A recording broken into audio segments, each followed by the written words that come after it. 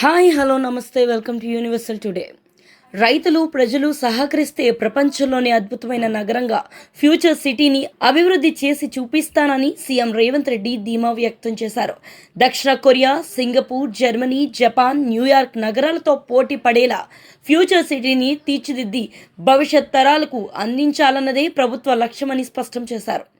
రంగారెడ్డి జిల్లా మీర్ఖాన్పేటలో future city police commissionerate భవన నిర్మాణానికి మంగళవారం సీఎం శంకుస్థాపన చేశారు. దీంతో పాటు మల్కాజ్గిరి కమిషనరేట్ భవనం, Octopus administrative block, Quthbullapur DCP కార్యాలయ భవనాలను ప్రారంభించడంతో పాటు గచ్చిబౌలి ట్రాఫిక్ పోలీస్ స్టేషన్ భవన నిర్మాణానికి అక్కడి నుంచే శంకుస్థాపన చేశారు. ఫ్యూచర్ సిటీ కమిషనరేట్ భవన నమూనాను సందర్శించిన అనంతరం అక్కడ సభలో ముఖ్యమంత్రి మాట్లాడారు.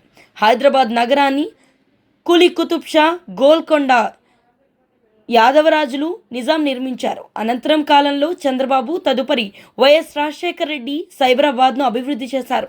ఇప్పుడు 4వ నగరంగా ఫ్యూచర్ సిటీని నిర్మిస్తున్నాం.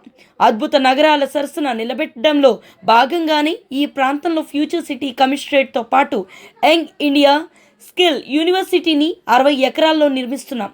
ఫ్యూచర్ సిటీని సంబంధించిన ఒప్పందాలన్నీ ఇక్కడి నుంచే కొనసాగించాలనే ఉద్దేశంతోనే కార్యాలయాన్ని నిర్మిస్తున్నాం.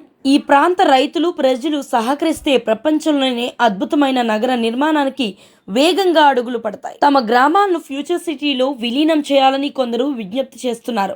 గ్రామ సభల్లో నిర్మాణం చేయడం ద్వారా ఆయా గ్రామాలను ఫ్యూచర్ సిటీ పరిధిలోనికి తెచ్చేందుకు స్థానిక ప్రజాప్రతినిధులు చొరవ చూపాలి.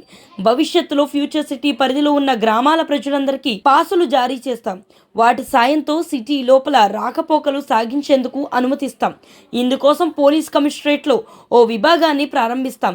స్థానిక ప్రజాప్రతినిధులు సహాయంతో పాసులు జారీ చేసేలా చూస్తామని సీఎం వెల్లడించారు.